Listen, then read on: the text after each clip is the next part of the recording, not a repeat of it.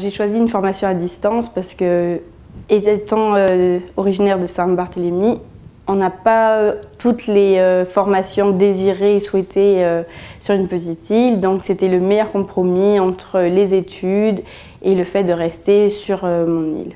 Pour choisir ma formation, je n'étais pas certain de vouloir faire de la comptabilité. C'est vrai qu'en sortant d'un bac ES qui est un bac général, il est difficile de s'orienter vers un secteur et bon, mes parents ont suivi le domaine comptable. Donc c'est vrai que ça m'intriguait et donc par curiosité, je me suis dit allons essayer une formation comptable. Après mon bac, j'avais plus trop envie d'aller à l'école, ce n'était plus mon objectif premier.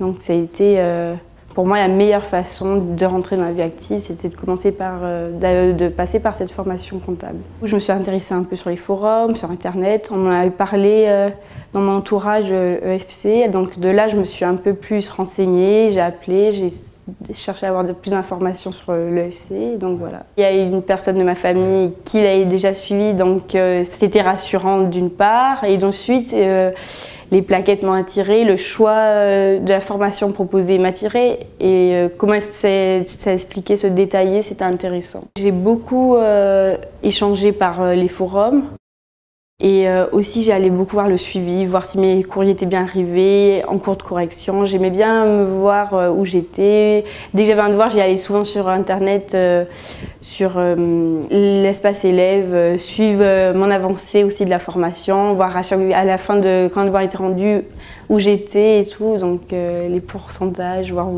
comment j'évoluais.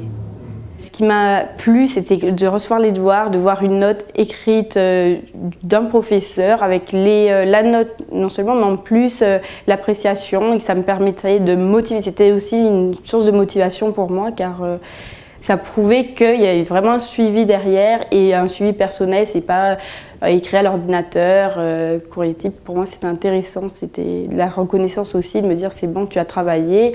Un autre professeur te dit tes erreurs, tes facilités, ce qu'il faut revoir. J'ai pas eu de baisse de motivation dans le sens où ça m'intéressait. Plus j'apprenais, plus j'avais envie de continuer, plus j'avais envie de voir les cours suivants, qu'est-ce qui va se passer. C'est comme une petite histoire.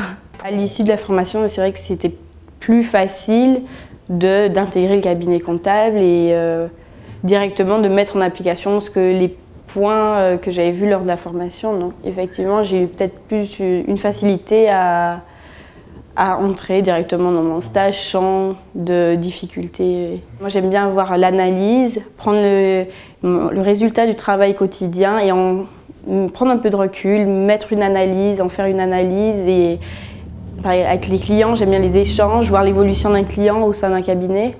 Donc j'ai suivi des stages et ça m'a permis vraiment de comprendre que la comptabilité ne se résumait pas à avoir de saisir des factures, des numéros de compte, c'était plutôt l'évolution d'un client, un client qui va arriver dans un cabinet, voir au fur et à mesure des années comment il va évoluer. Il y a le travail de conseil qu'il y a derrière, je trouve qu'il est très important pour les entreprises actuelles.